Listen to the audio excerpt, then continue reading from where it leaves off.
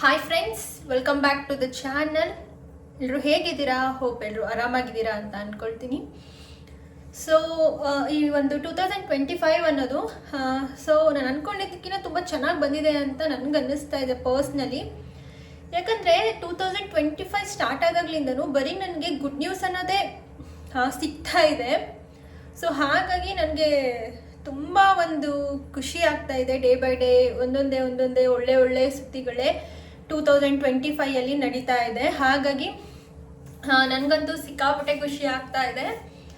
So ಇನ್ನು first good news ಏನು ಸಿಕ್ತು ಅಂತ ಹೇಳೋದಾದರೆ, ಸೊ ಜನವರಿ ಸೆಕೆಂಡ್ ನೈಟ್ ನಮ್ಮದು BEd ಇಂದೇನು ಫೈನಲ್ ಸೆಮ್ಮಿಂದು ರಿಸಲ್ಟ್ ಬಂತು. ಸೊ ನಾನು ಎಕ್ಸ್ಪೆಕ್ಟೇ ಮಾಡಿದ್ದಿಲ್ಲ ನಂದು ಸ್ಕೋರ್ ಅಷ್ಟೊಂದು ಆಗುತ್ತೆ ಅಂತ. ಅಷ್ಟೊಂದು ಸ್ಕೋರ್ ಆಗಿದೆ. ಆ್ಯಂಡ್ ಕಾಲೇಜಲ್ಲಿ ಆ್ಯಕ್ಚುಲಿ ನಂದೇ ಹೈಯೆಸ್ಟ್ ಮಾರ್ಕ್ಸ್ ಅಂತ ಕೇಳಿರೋದ್ರಲ್ಲಿ ಯಾರ್ದು ನಂದು ಕ್ರಾಸ್ ಆಗಿಲ್ಲ. ಇನ್ನು ಕಾಲೇಜಿಗೆ ಹೋಗಿ ಇನ್ನೊಂದ್ಸಲ ಡೀಟೇಲಾಗಿ ಕೇಳಬೇಕು. ಬಟ್ ಅಷ್ಟು ಖುಷಿ ಆಗ್ತಿದೆ. ಆ್ಯಕ್ಚುಲಿ ಥರ್ಡ್ ಸೆಮ್ಮಲ್ಲೂ ಕೂಡ ನಂದೇ ಹೈಯೆಸ್ಟ್ ಬಂದಿತ್ತು. ಸೊ ಹೆಂಗಪ್ಪ ಅಂತ ಹೇಳಿದರೆ, ಈ ಒಂದು BEd ಸ್ಟಾರ್ಟ್ ಆದಾಗ್ಲಿಂದನೂ ನನಗೆ ಅದೊಂಥರ ಏನೋ ನೆಗೆಟಿವೇ ಜಾಸ್ತಿ ಆಗಿದೆ ಅಂತಲೇ ಹೇಳ್ಬೋದು, ಕಾಲೇಜಲ್ಲಾಗಿರ್ಬೋದು, ಎಲ್ಲ ಕಡೆನೂ. ಸೊ ಡಿಟೇಲಾಗಿ ಏನಾಯಿತು ಅಂತ ಹೇಳ್ತೀನಿ. ಸೊ ಕಾಲೇಜಲ್ಲಿ ನನಗೆ ನೆಗೆಟಿವೇ ಜಾಸ್ತಿ ಆಗಿದೆ ಅಂತಲೇ ಹೇಳ್ಬೋದು BEd ಸ್ಟಾರ್ಟ್ ಆದಾಗ್ಲಿಂದನೂ. ಬಿಕಾಸ್ ನನಗೆ ಫಸ್ಟ್ ಸೆಮ್ಮಲ್ಲಿ ನನಗೆ ಇಂಟರ್ನಲ್ ಮಾರ್ಕ್ಸ್ ಬೇಕು ಅಂತ ನಾನು ಕಾಲೇಜಲ್ಲಿ ಸರ್ಗಳಿಗೆಲ್ಲ ಅಂದರೆ ಸರ್ ಚೆನ್ನಾಗಿ ಕೊಡಿ ಅಂತಲೂ ಕೇಳಿದ್ದೆ. ಆದ್ರೂ ಕೂಡ ನನಗೆ ಎಲ್ಲರಿಗಿಂತ ತುಂಬಾ ಕಡಿಮೆ ಮಾರ್ಕ್ಸ್ ಕೊಟ್ಟಿದ್ದರು ಇಂಟರ್ನಲ್ಸ್. ನನಗೆ ಅವಾಗ ಸಖತ್ತು ಬೇಜಾರಾಗಿತ್ತು. ಕಾಲೇಜಿಗೆ ಹೋಗಿ principal sir and other sirs ಎಲ್ಲರಿಗೂ ಕೇಳಿ ತುಂಬಾ ಹತ್ಬಿಟ್ಟೆ. ಏನಾಯಿತು ಅಂದರೆ ಕಡಿಮೆ ಕೊಟ್ಟಿದ್ದರು. ಅದರಿಂದ ನನಗೆ ಒಂದು 3-4% ಕಡಿಮೆ ಆಯಿತು ಅಂತಲೇ ಹೇಳ್ಬೋದು. 25 ಮಾರ್ಕ್ಸ್ ನನಗೆ ಕಡಿಮೆ ಕೊಟ್ಟಿದ್ದರು. ಆಮೇಲೆ ನೆಕ್ಸ್ಟ್ ಸೆಕೆಂಡ್ ಸೆಮ್ಮಲ್ಲಿ ಏನಾಯಿತು, ಓಕೆ ಇವಾಗಾದರೂ ಕೊಡ್ತಾರೆ ಅಂತ ನನ್ನ ಎಫರ್ಟ್ ಹಾಕಿ ನಾನು ತುಂಬಾ ಚೆನ್ನಾಗಿ ಏನೇನು ವರ್ಕ್ ಇದೆ ಎಲ್ಲ ಪ್ರತಿಯೊಂದು ಮಾಡಿದ್ರು ಕೂಡ ಅವಾಗ್ಲೂ ಕೂಡ ಕಡಿಮೆ ಕೊಟ್ಟಿದ್ರು. ಅವಾಗ್ಲೂ ಕೂಡ ನನಗೆ 5 ಮಾರ್ಕ್ಸ್ ಅಷ್ಟೇ ಡಿಫ್ರೆನ್ಸ್ ಮಾಡಿದರು, ಜಾಸ್ತಿ ಏನು ಡಿಫ್ರೆನ್ಸ್ ಮಾಡಿದ್ದಿಲ್ಲ. ಇರಲಿ, ದೇವರಿದ್ದಾನೆ. ಇವೊಂದು ಏನು ಗೊತ್ತಾ, ಅವ್ರು ನಮಗೆ ಯಾಕೆ ಈ ರೀತಿ ಕೊಟ್ಟರು ಅಂತ ನಾವು ಅವ್ರನ್ನ ಕೇಳಂಗೇ ಇಲ್ಲ. ಕೇಳಿದ್ವಿ ಅಂದರೆ ಒಂಥರ ವಿಲನ್ ಥರ ನಾವು. ಹಾಗಾಗೋಯ್ತು ಕಾಲೇಜಲ್ಲಿ. ನನಗೆ ಫಸ್ಟ್ ಸೆಮ್ಮಲ್ಲಿ ನಾನು ಹೋಗಿ ಕೇಳಿದ್ಕೆ ಒಂಥರ ಅದೇ ರೀತಿ ನನಗೆ ಟ್ರೀಟ್ ಮಾಡ್ತಿದ್ದಾರೆ ಅಂತ ನನಗೂ ತುಂಬಾ ಅನ್ನಿಸ್ತಾ ಇತ್ತು. ಇಟ್ಸ್ ಓಕೆ, ನನಗಿಂತ ದೊಡ್ಡವರು ಎಷ್ಟೇ ಆಗಲಿ ಗುರುಗಳು, ವಿದ್ಯೆ ಕಲಿಸಿದ ಗುರುಗಳು. ಸೊ ಅಂತ ನಾನು ಮೈಂಡಲ್ಲಿ ತುಂಬಾ ಪಾಸಿಟಿವ್ ಆಗಿ ಇಟ್ಕೊತಾ ಇದ್ದೆ.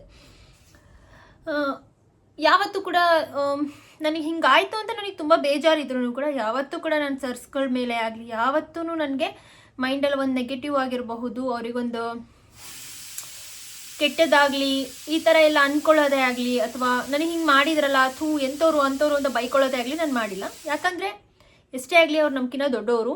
ಹಾಗಾಗಿ ಸೊ ನನ್ನ ಪ್ರಕಾರ ನಮಗೆ ವಿದ್ಯೆ ಕಲಿಸಿರೋ ಗುರುಗಳು ಅಂದರೆ ಫಸ್ಟಿಂದ ನಾನು ಚಿಕ್ಕ ವಯಸ್ಸಿಂದನೂ ಅಷ್ಟೇ ಅವರು ದೇವ್ರಿಗೆ ಸಮಾನ ಅಂತ ನಾನು ತುಂಬಾ ರೆಸ್ಪೆಕ್ಟ್ ಮಾಡ್ತೀನಿ. ತುಂಬ ಅಂದರೆ ತುಂಬಾ ರೆಸ್ಪೆಕ್ಟ್ ಮಾಡ್ತೀನಿ. ಅವ್ರು ಯಾರೇ ಆಗಿರಲಿ ಏನೇ ಆಗಲಿ ನನ್ನ ಮನಸ್ಸಲ್ಲಿ ಗುರುಗಳು ಅಂತ ಅಂದರೆ ನಮ್ಮ ಟೀಚರ್ಸ್ ಅಂತಂದರೆ ತುಂಬಾ ರೆಸ್ಪೆಕ್ಟ್ ಮಾಡ್ತೀನಿ. ಓಕೆ, ಅದು ಸೆಕೆಂಡ್ ಆಯಿತು. ಇನ್ನು ಥರ್ಡ್ ಸೆಮ್ಮಿಗೆ ಬರೋದಾದರೆ, ಥರ್ಡ್ ಸೆಮ್ಮಲ್ಲೂ ಅಷ್ಟೇ ನನ್ನ ಹಾರ್ಡ್ ವರ್ಕ್ ಆ್ಯಂಡ್ ಎಫರ್ಟ್ ಹಾಕಿ ನಾನು ಓದಿದೆ. ಥರ್ಡ್ ಸೆಮ್ಮಲ್ಲಿ ಫಾರ್ ದ ಫಸ್ಟ್ ಟೈಮ್ ಕನ್ನಡದಲ್ಲಿ ಬರೆದು, ಅಂದರೆ ನಾನು BEd exams Kannada or English ಎರಡರಲ್ಲೂ ಬರಿಬೋದು. ನಾನು ಬರಿತಾ ಇದ್ದಿದ್ದು ಬಂದುಬಿಟ್ಟು ಕನ್ನಡದಲ್ಲಿ. ಸೊ ಕನ್ನಡದಲ್ಲಿ ಬಂದುಬಿಟ್ಟು ಅಷ್ಟೊಂದು ಸ್ಕೋರು ಯಾರ್ದು ಆಗಲ್ಲ ಕನ್ನಡದಲ್ಲಿ ಬರ್ದೋದು. ಕಾಲೇಜ್ಗೆ ನನ್ನದೇ ಹೈಯೆಸ್ಟ್ ಸ್ಕೋರ್ ಆಯಿತು ಥರ್ಡ್ ಸೆಮ್ಮಲ್ಲಿ.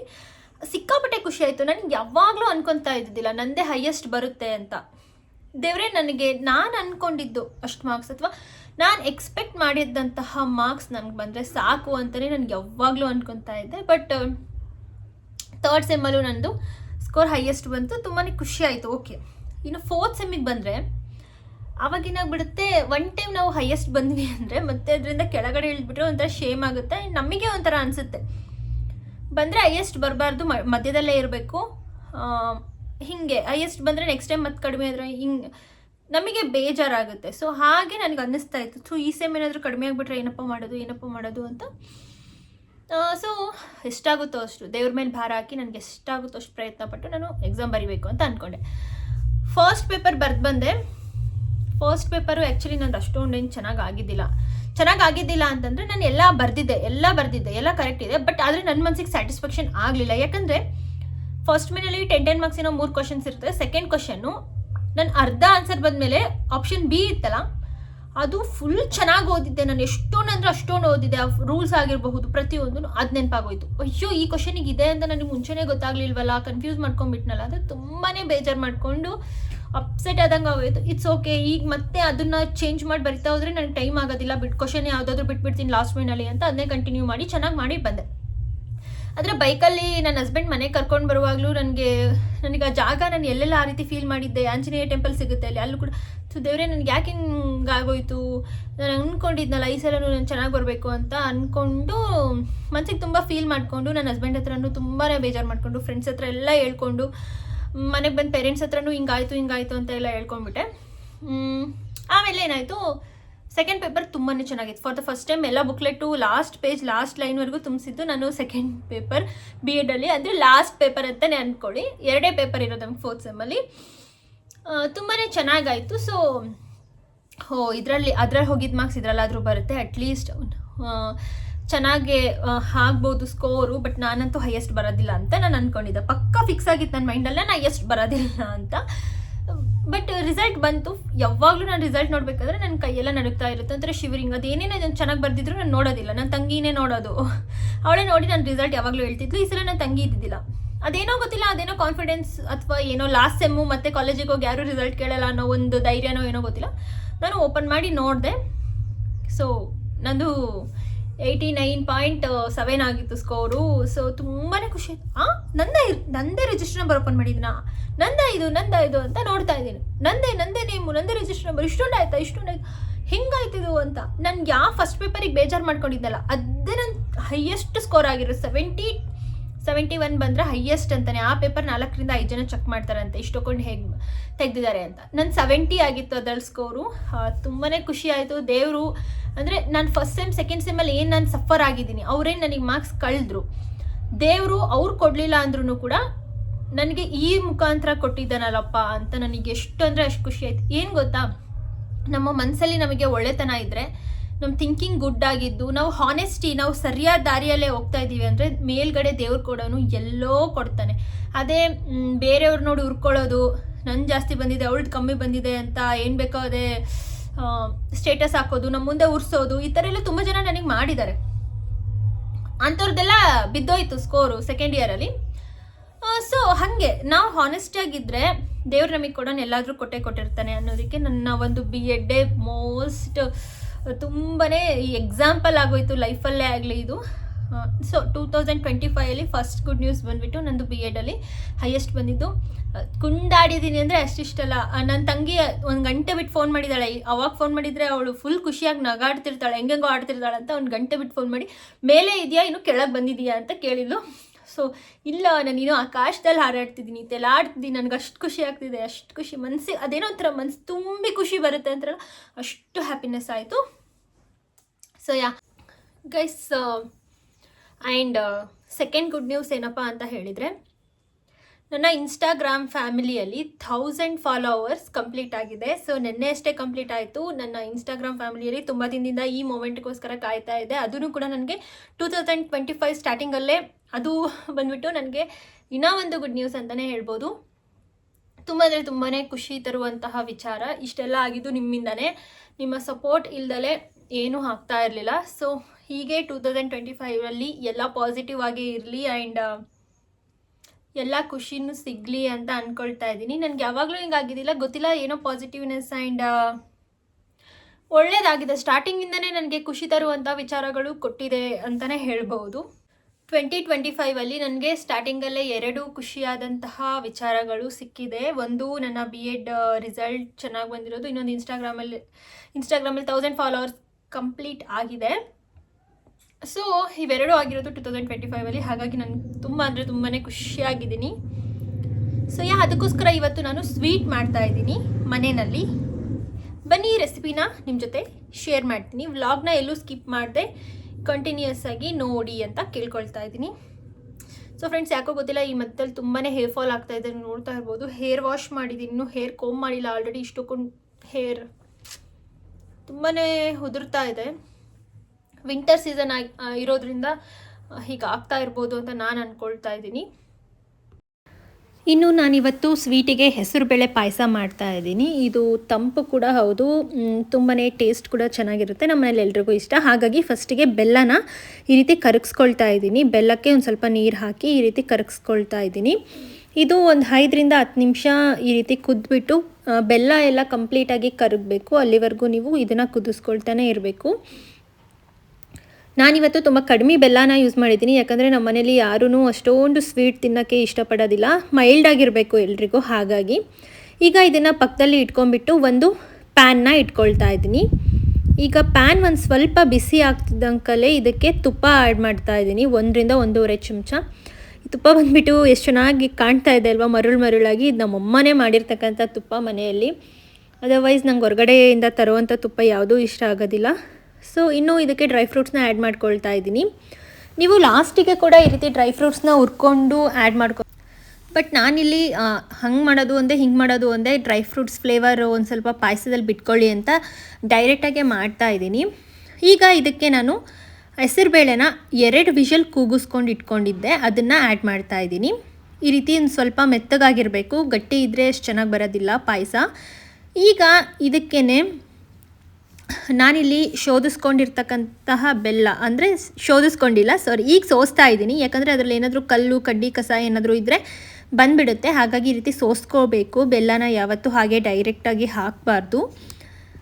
ಸೊ ಈಗ ಇದಕ್ಕೆ ನಾನು 1-2 ಚಮಚ ಸಕ್ಕರೆಗೆ ಒಂದು 4ರಿಂದ 5 ಏಲಕ್ಕಿ ಹಾಗೆ ಒಣಶುಂಠಿ ಏನು ಸಿಗುತ್ತೆ ಅದನ್ನು ಹಾಕಿ ಈ ರೀತಿ ಗ್ರೈಂಡ್ ಮಾಡ್ಕೊಂಡಿದ್ದೆ. ಸೊ ಇದನ್ನು ಸಹ ಆ್ಯಡ್ ಮಾಡ್ತಾ ಇದ್ದೀನಿ.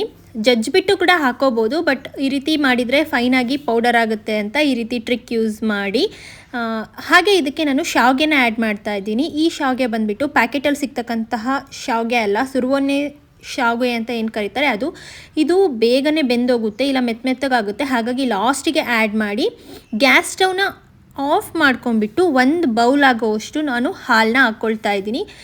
ಫುಲ್ ಫ್ಲೇಮ್ ಇಟ್ಕೊಂಡು ಹಾಲನ್ನ ಹಾಕ್ಕೊಂಡ್ರೆ ಒಡೆದೋಗೋ ಚಾನ್ಸಸ್ ತುಂಬ ಇರುತ್ತೆ. ಹಾಗಾಗಿ ಗ್ಯಾಸ್ನ ಆಫ್ ಮಾಡಿ ಕಾಯಿಸಿ ಇಟ್ಕೊಂಡಿರೋ ಹಾಲನ್ನ ಈ ರೀತಿ ಆ್ಯಡ್ ಮಾಡಿ ಒಂದ್ಸಲ ಈ ರೀತಿ ಮಿಕ್ಸ್ ಕೊಟ್ಟರೆ ಸಖತ್ ಟೇಸ್ಟಿಯಾಗಿರ್ತಕ್ಕಂತಹ ಶಾವಿಗೆ ಮತ್ತು ಹೆಸರುಬೇಳೆ ಪಾಯಸ ರೆಡಿಯಾಗೋಯಿತು.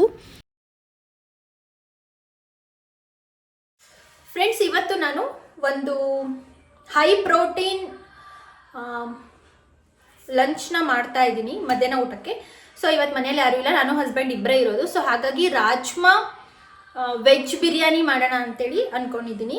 ಸೊ ರಾಜ್ಮಾ ಬಂದುಬಿಟ್ಟು ಹೈ ಪ್ರೋಟೀನ್ ಹಾಗೆ ಹೈ ಫೈಬರ್ ಇರ್ತಕ್ಕಂತಹ ಒಂದು ಸೀಡ್. ತೋರಿಸ್ತೀನಿ ನಿಮಗೂ ರೆಸಿಪಿನ. ಸೊ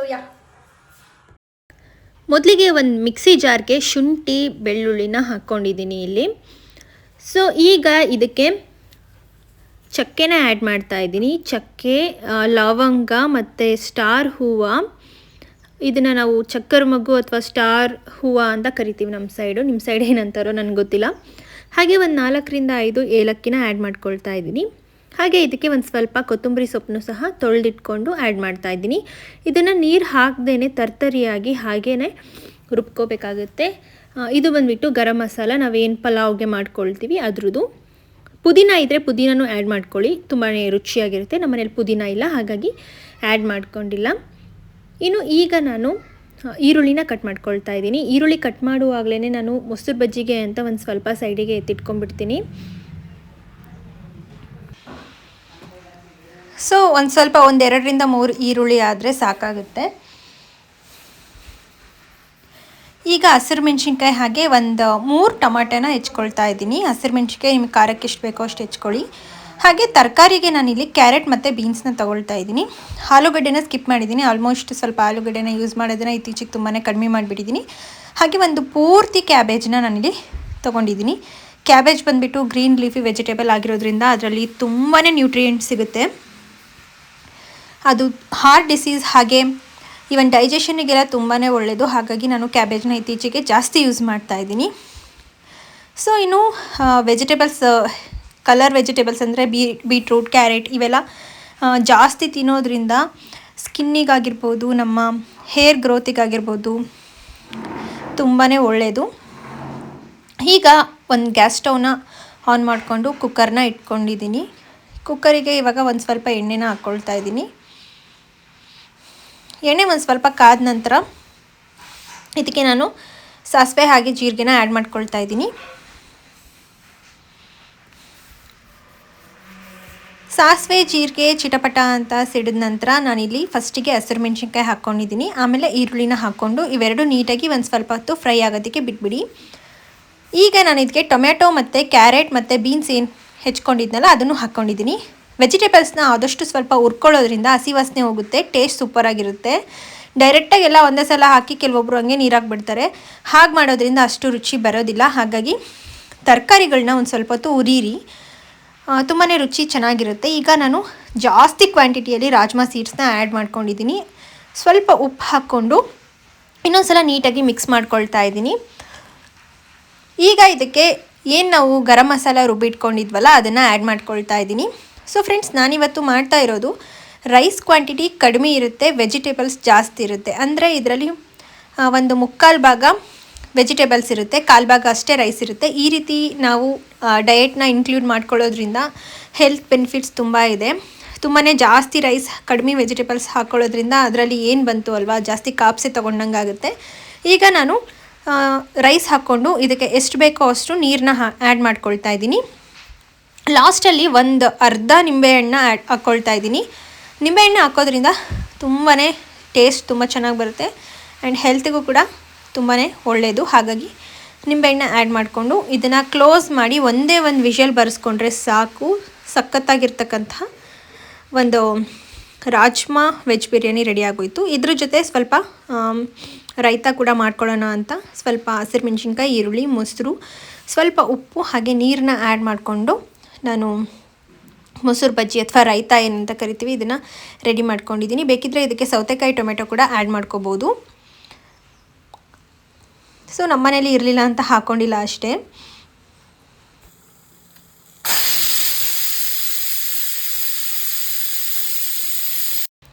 ಈಗ ಒಂದು ವಿಷಲ್ ಬಂದು ಒಂದು ಸ್ವಲ್ಪ ಕುಕ್ಕರ್ ತಣ್ಣಗಾಗಿದೆ. ಸೊ ಬಾಸ್ಮತಿ ರೈಸ್ ಆ್ಯಡ್ ಮಾಡಿರೋದ್ರಿಂದ ತುಂಬಾ ಚೆನ್ನಾಗಿ ಬಂದಿತ್ತು. ಈ ಒಂದು ರಾಜ್ಮಾ ವೆಜ್ ಬಿರಿಯಾನಿ ಅನ್ನೋದು ಸಖತ್ ಪರ್ಫೆಕ್ಟಾಗಿ ಬಂದಿದೆ, ಉದುರಾಗಿ ಬಂದಿತ್ತು. ಸೊ ಎಷ್ಟು ಚೆನ್ನಾಗಿ ಕಾಣಿಸ್ತಾ ಇದೆ, ನೀವು ನೋಡ್ತಾ ಇರ್ಬೋದು. ಇದರಲ್ಲಿ ಕಾಳು ಹಾಗೆ ತರಕಾರಿನೇ ಜಾಸ್ತಿ ಇದೆ. ಟೇಸ್ಟ್ ಹೇಗಿತ್ತು ಅಂತ ಟೇಸ್ಟ್ ಮಾಡಿ ಹೇಳ್ತೀನಿ ಬನ್ನಿ. ಇಲ್ಲ, so rajma veg biryani taste ಮಾಡಿ ಹೇಳ್ತೀನಿ ಹೇಗಿದೆ ಅಂತ.